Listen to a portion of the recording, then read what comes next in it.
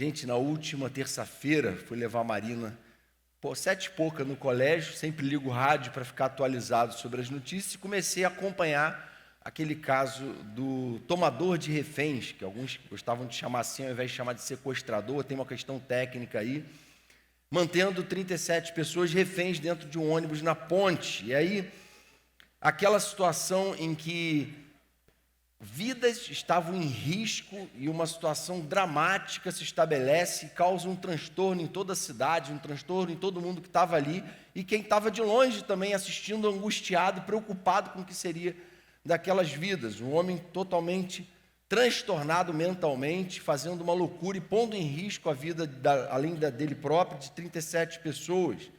E o que chocou a nós, além disso, foi a imagem de pessoas fazendo altinha na ponte, no engarrafamento.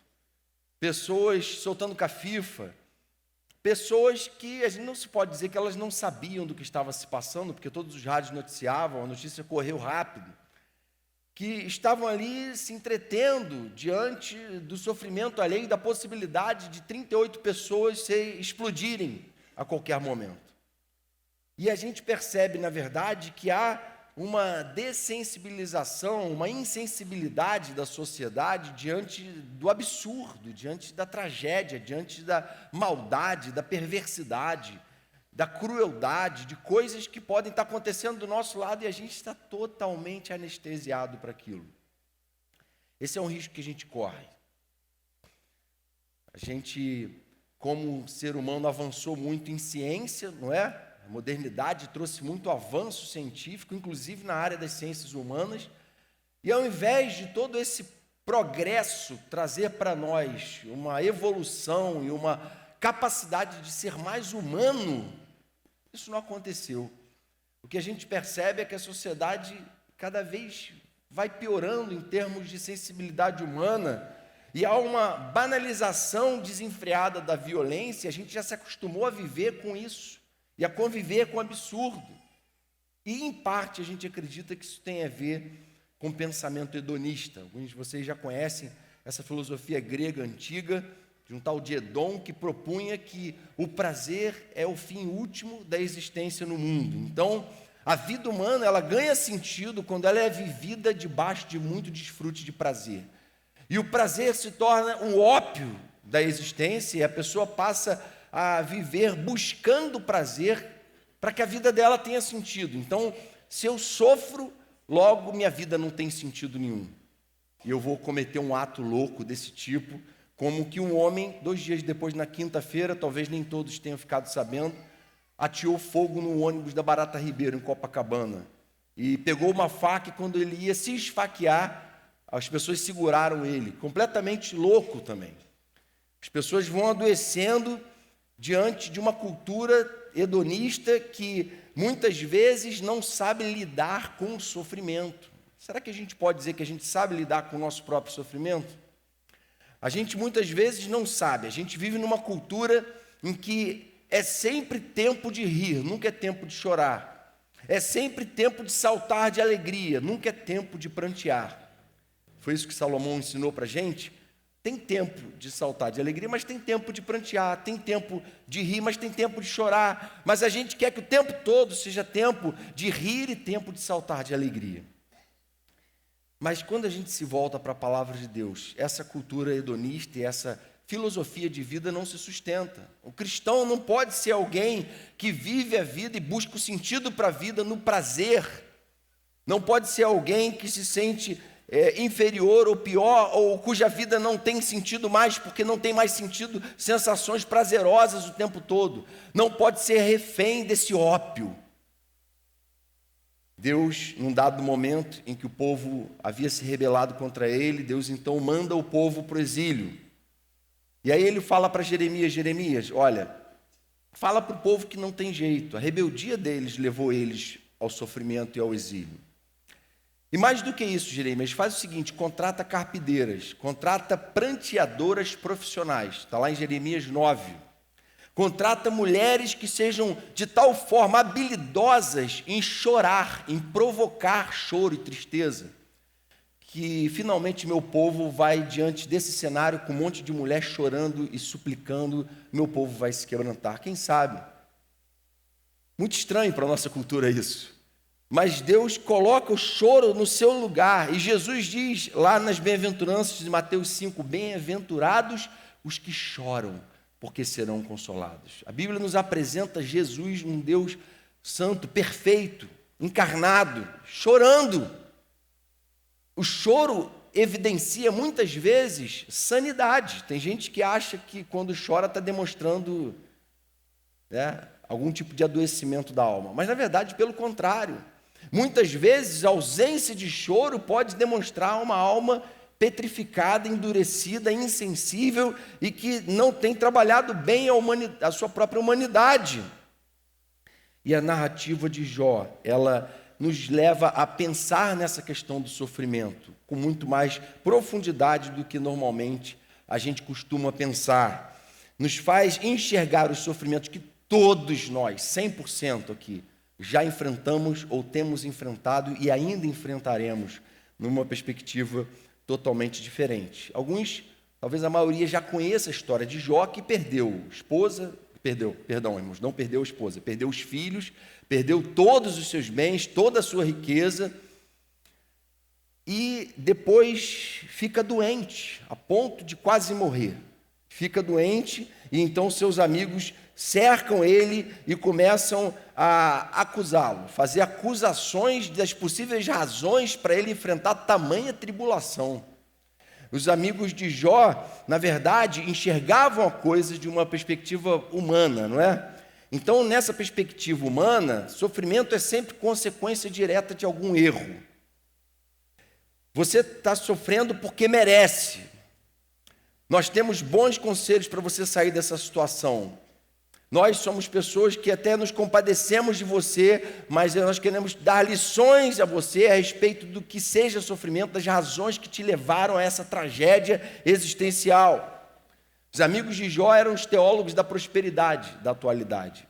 A gente sabe que a Bíblia ensina sobre a prosperidade do servo de Deus, mas não do jeito que se prega por aí, não é? Que você não pode adoecer, que você não pode empobrecer, que você não pode não ter onde reclinar a cabeça. O filho do homem não tinha onde reclinar a cabeça. O apóstolo Paulo fala que ele sabia viver em abundância, em escassez, sabia viver uma vida abastada, mas também muitas vezes de aperto. E aí, irmãos, logo no início da história do livro de Jó, Deus faz um testemunho sobre Jó que desfaz completamente essa ideia da teologia da prosperidade, ou como uma possível razão para o sofrimento dele. Olha o que Deus diz assim para Satanás: você reparou no meu servo Jó? Não há ninguém na terra como ele, irrepreensível, íntegro, homem que teme a Deus e evita o mal. Gente, Deus não podia falar isso para mim nunca, porque se ele fala isso para um de nós, a gente vai se envaidecer demais, vai se ensoberbecer, não é verdade? Deus falou isso para Satanás sobre Jó, falou: olha, não tem ninguém na terra como Jó, um homem íntegro, com coração devotado a mim, alguém que ama a Deus, que evita o mal, alguém que vive um processo de santificação, alguém que está na luta de verdade por viver uma vida que agrada o Criador. De modo que Jó era alguém que dentro dessa teologia jamais passaria por tudo que ele passou. E aí, dos capítulos 2 até o 37, 36 capítulos, os amigos de Jó ficam debatendo com ele, eles ficam buscando argumentos e razões para o sofrimento. Mas do capítulo 38 até o 41, esses 4 capítulos, Deus dá uma resposta que, resumindo, depois você lê em casa, é a seguinte: olha, quem são vocês? Foram vocês, por acaso, que colocaram cada estrela no seu lugar? Foram vocês, por acaso, que criaram todas as coisas? Foram vocês que criaram o ser humano? Quem são vocês para dizerem e tentarem explicar as razões do sofrimento de modo tão simplista, de modo tão reducionista? Eu sou Deus soberano e eu tenho razões para o sofrimento que vocês muitas vezes não conhecem. E aí, depois de Deus pontuar a visão dele, a perspectiva dele para o sofrimento humano, Jó faz uma oração, e é essa oração que a gente vai ler aqui agora e meditar nela. Diz assim, Jó 42, verso 1. Então Jó respondeu ao Senhor: sei que podes fazer todas as coisas, nenhum dos teus planos pode ser frustrado. Tu perguntaste: quem é esse que obscurece o meu conselho sem conhecimento? Certo é que falei de coisas que eu não entendia, coisas tão maravilhosas que eu não poderia saber. Tu disseste: agora escute, e eu falarei. Vou fazer-lhe perguntas, e você me responderá. Meus ouvidos já tinham ouvido a teu respeito, mas agora os meus olhos te viram. Por isso menosprezo a mim mesmo e me arrependo no pó e na cinza. Amém, irmãos? Jó, aqui no final do livro, é um Jó que continua sendo um servo de Deus exemplar.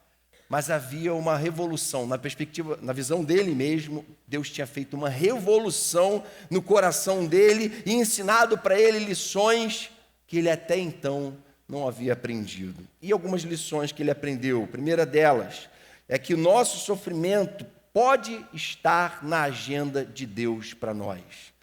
Dificilmente ele vai estar na nossa agenda para nós. Nós não planejamos o sofrimento, mas ele pode sim ser parte de um projeto e de um plano de Deus para nós. Ele conclui no verso 2: sei que podes todas as coisas, nenhum dos teus planos pode ser frustrado.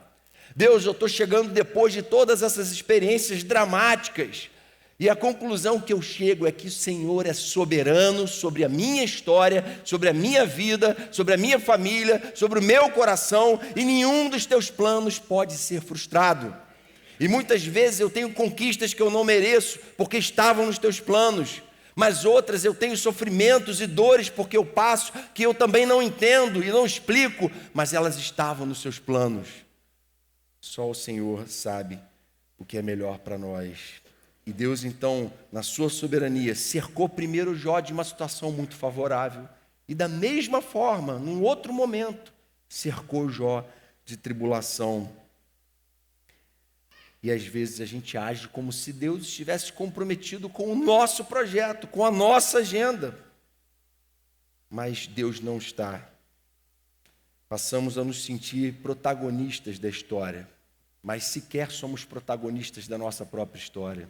Deus é o personagem principal da história, inclusive da nossa história. A história tem sentido por causa daquele que criou a história. E o resultado, quando a gente não se submete à soberania de Deus, é a frustração, é a desesperança, é a perda da fé e muitas vezes a apostasia plena. Muitos acabam se decepcionando e se frustrando, porque, embora estejam há anos numa igreja, acham que Deus é seu servo. Não se submetem a um Deus soberano, a um Deus que tem propósitos que não podem ser explicados. É um Deus que simplesmente é Deus. O apóstolo Paulo, explicando a doutrina da predestinação, na verdade, a doutrina da soberania de Deus, lá em Romanos 9, e ele diz o seguinte, Romanos 9, 20. Pessoas arguindo ele, mas como assim? Deus é injusto se ele escolhe uns para a salvação e não escolhe outros, né? Como é que pode isso? Que tipo de injustiça é essa da parte de Deus? E aí Paulo diz o seguinte: mas quem é você, homem, para questionar a Deus? Acaso aquilo que é formado pode dizer ao que o formou: por que me fizeste assim? O oleiro não tem direito de fazer do mesmo barro um vaso para fins nobres e outro para uso desonroso? Quem é você? Você é só barro. Entenda que Deus é Deus. E você não deve ter um relacionamento com Ele a partir de uma ideia utilitária. Eu vou usar Deus para me atender, para me servir, para fazer a minha vontade. Venha, Senhor, aqui ao meu reino. Não, eu vou orar, Senhor, venha a nós o teu reino, seja feita a tua vontade. Amém, irmãos? Paulo está falando isso, nós somos barro, Se Ele decidiu fazer um para honra e um para desonra, Ele é Deus. E nós vamos adorá-lo porque Ele é Deus, Criador e Senhor da história.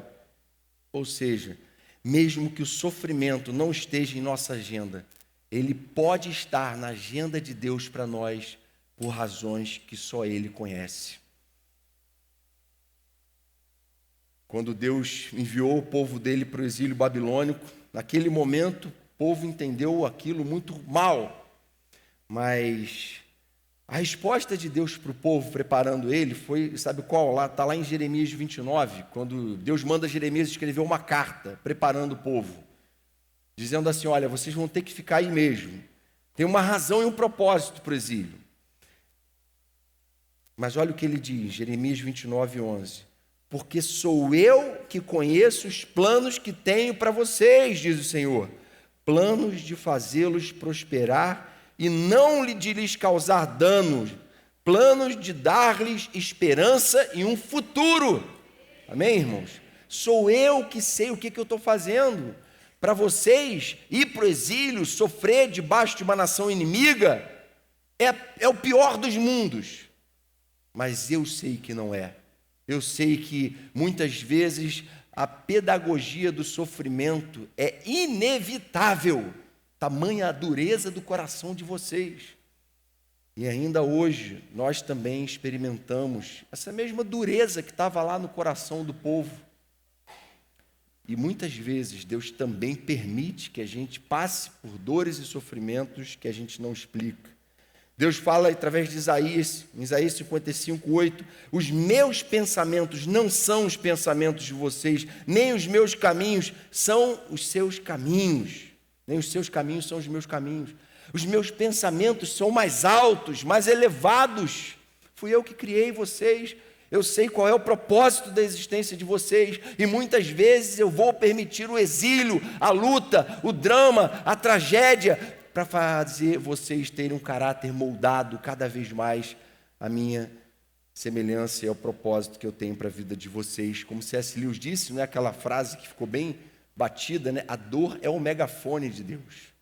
Deus muitas vezes tem falado e a gente não ouve, e aí Ele permite algum nível de sofrimento. E aí sim a gente, né, acorda e percebe que a gente precisa reorientar a nossa vida diante de algumas pancadas da vida.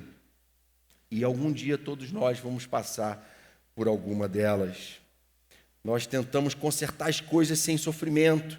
Nós tentamos o tempo todo fugir de sofrimento, mas Deus muitas vezes vai lançar mão desse recurso para fazer valer o seu plano perfeito para nós. Amém? Segunda lição que Jó nos dá aqui, nessas conclusões sábias que ele tira no final do livro. Nosso sofrimento nos revela muito sobre Deus e também sobre nós mesmos. O sofrimento de Jó permitiu que a fé dele fosse provada no limite. E o grande mérito de Jó foi ele ter resistido e ele não ter sucumbido na sua confiança em Deus. Não ter tido para com Deus uma relação utilitária e descartável. Você não vai fazer, não? Você não vai mudar as coisas, não? Então eu vou negar. Muito pelo contrário, a mulher dele fala para ele, Jó, amaldiçoa o teu Deus e morre. Gente, para dar esse tipo de conselho, sempre vai cercar alguém que está debaixo de sofrimento e tribulação. Mas a verdadeira fé não vai se deixar vencer.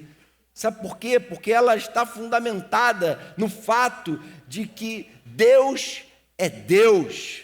Ele é Senhor. E eu vou adorá-lo por quem Ele é, na prosperidade e na luta, na abundância e na escassez. Ele então conclui o seguinte, no verso 3, certo é que eu falei de coisas que eu não entendia, coisas tão maravilhosas que eu não poderia saber. Senhor, eu cheguei a diversas conclusões que mostraram que, embora eu já fosse alguém que seguia o Senhor com fidelidade lá no início do livro, meu coração ainda era soberbo, ainda era convencido. O Senhor até elogiou ele diante do diabo, mas ele está concluindo que a soberba dele fazia ele cego para aquilo que Deus queria ensinar para ele. Ele fala: olha, eu falei tanta coisa que era maravilhosa demais para eu entender, e eu não entendia. Mas hoje eu consigo entender que eu estava sendo prepotente. Sabe, às vezes a prosperidade, a abundância, uma vida muito confortável, embota o nosso coração, tira a nossa sensibilidade para a dependência que a gente tem de Deus. Isso acontece com muita facilidade. Nosso coração é assim. À medida que a gente vai se sentindo cada vez mais dando conta da nossa própria vida, dos nossos recursos materiais, da nossa agenda, enfim, do dia a dia, a gente vai se sentindo senhor da situação, e as coisas estão sob controle, eu estou dando jeito. E Jó reconhece que com ele foi assim, ele estava dando um jeito na vida dele, e as coisas estavam sob controle. Mas ele, depois da experiência da tragédia e do milagre, ele olha para trás e fala: eu falava tanta bobagem na minha prepotência, minha teologia era tão errada, era tão baseada no meu próprio mérito, na minha própria virtude, que eu não entendia a graça. Agora que eu passei pela experiência de perder tudo e de reaver tudo, eu entendo a graça de Deus, os propósitos dele para a minha vida. Isso aconteceu, uma experiência parecida, um sentimento parecido com um jovem rico, que elegeu a riqueza como um ídolo na vida dele. Aí, num dado momento, Jesus o confronta e fala: olha, vai e vende todos os seus bens e dá aos pobres. Não tem problema nenhum você ser rico. O problema é quando você faz da riqueza um ídolo na sua vida e você não consegue, como Jó, enxergar a sua própria pequenez e a sua própria dependência de Deus, porque você não consegue vê-lo como Deus. O jovem rico não viu Jesus como Deus, e ele virou as costas e foi embora. Lembram da história também de Judas, quando Maria foi ungir os pés de Jesus com perfume caro, e Judas imediatamente fala: esse perfume podia ser vendido, o dinheiro dado aos pobres, com aquela atitude de pessoa que quer demonstrar uma virtude humana superior, né? Olha como eu sou bom. E aí Jesus fala: não, a única chance que ela vai ter de ungir os meus pés e usar esse perfume é agora. Eu, como Deus, sou muito mais importante do que qualquer perfume que pode ser derramado nos meus pés. E ela entendeu isso, e ela está prestando a mim uma adoração de verdade, Judas, você que não está. Muitas vezes a gente, embora esteja caminhando com Jesus, embora esteja caminhando no Evangelho, assim como Jó, a gente pode viver uma vida muito convencida e muito insensível aquilo que Deus quer nos ensinar. Esse Jó do fim do livro entendeu que o mesmo Deus que dá prosperidade também permite a tribulação, e ele finalmente abaixa a sua própria bola diante de Deus e fala: Senhor, eu era só um metido, agora eu sou alguém que estou totalmente humilhado, prostrado e quebrantado na tua presença. Sou alguém para quem o Senhor é tudo, nada daquilo mais tem o mesmo valor na minha vida do que o Senhor. Amém, irmãos? Terceira lição que Jó nos dá aqui nesse texto, no verso 5, o sofrimento associado à fé pode nos tornar íntimos de Deus. Olha que desfecho lindo tem essa história no verso 5. Meus ouvidos já tinham ouvido a teu respeito, mas agora os meus olhos te viram, por isso menosprezo a mim mesmo e me arrependo no pó e na cinza. Senhor, eu pensava que minha relação contigo era plena, era tão boa, mas na verdade hoje ela é tão melhor. Hoje, depois do sofrimento, depois do livramento, depois do quebrantamento, depois do autoesvaziamento, depois que eu depus a minha própria prepotência diante do Senhor, me humilhei, me curvei, me esvaziei, aí, Senhor, eu percebo que agora eu estou muito mais íntimo do Senhor. Gente, como é vital para a nossa fé o exercício da humilhação. A gente tem falado isso aqui. Por que é tão importante a gente estar junto adorando e adorando a plenos pulmões? Se Deus não muda, Deus não vai ficar mais poderoso, mais forte, mais amoroso, melhor, mais virtuoso com a nossa adoração. Por que então é tão importante a gente se humilhar e a gente se curvar e se prostrar e se menosprezar e se arrepender no pó e na cinza? Porque só assim a gente derruba o ídolo do nosso próprio ego. Só assim nossa alma é exercitada em depor o nosso próprio orgulho pecaminoso e deixar que o Senhor venha e reine sobre nós, e reine sobre os nossos pensamentos, nossas emoções. Então, enquanto a gente adora ao Senhor, nosso ego inflado cai por terra, é derrubado. Aquele que tem um tirano dentro de si, um vaidoso, um orgulhoso, uma pessoa intratável em termos relacionais, uma pessoa com quem ninguém gosta de tratar, se torna uma pessoa agradável, se torna uma pessoa leve. Sabe por quê? Porque ele é um adorador. Ele se esvazia e engrandece a Deus. Enquanto engrandece a Deus, o coração dele se quebranta, se humilha, se rende. E ele passa a se enxergar não mais tendo como referência outros pecadores piores do que ele, como ele fazia antes. Ele passa a se enxergar tendo como referência um Deus que é santo, santo, santo. Amém, irmãos? E é essa a conclusão que Jó chega no final do livro. Agora eu consigo me enxergar, antes eu não conseguia. Eu já era crente, mas eu era muito imaturo na minha teologia. Eu enxergava Deus e lia a palavra dele de uma forma muito superficial, muito manipuladora, muito utilitarista, muito interesseira. Mas agora, Senhor, agora o Senhor é tudo para mim. Agora eu posso não ter nada, mas eu tenho o Senhor e isso é tudo para mim. Amém, irmãos? Agora, tudo que era impossível mudar, tamanha a soberba do meu coração, como a do jovem rico lá, o Senhor muda, o Senhor pode mudar. A verdade liberta, porque ela nos livra da ilusão da autossuficiência. É isso que o pecado faz. O pecado nos torna cegos para a verdade de que a gente não é autossuficiente, de que a gente foi feito para Deus, e o nosso coração estará inquieto até que aprenda a descansar em Deus. Amém? Como Agostinho falava. Então, algumas aplicações aí para você levar para a célula, anota aí. Primeira, o sofrimento nem sempre é evitável. Sofrimento faz parte da vida humana e a gente tem que lidar com ele, e nem sempre ele está associado a algum pecado, nem sempre ele está associado a alguma coisa que a gente fez de errado. Ele faz parte, e melhor do que isso, ele não é necessariamente mal. Ele pode ser uma grande bênção na nossa vida. Ele pode nos impedir de tomar decisões que essas sim poderiam destruir completamente a nossa vida. Segunda aplicação, o sofrimento pode nos levar a uma maior intimidade com Deus, à medida que Ele nos coloca diante dos efeitos nocivos do pecado sobre nós mesmos e sobre as pessoas que nos cercam. Sofrimento pode sim nos aproximar de Deus, nos fazer mais íntimos dEle, nos fazer enxergar a desgraça que o pecado podia causar e as consequências do pecado.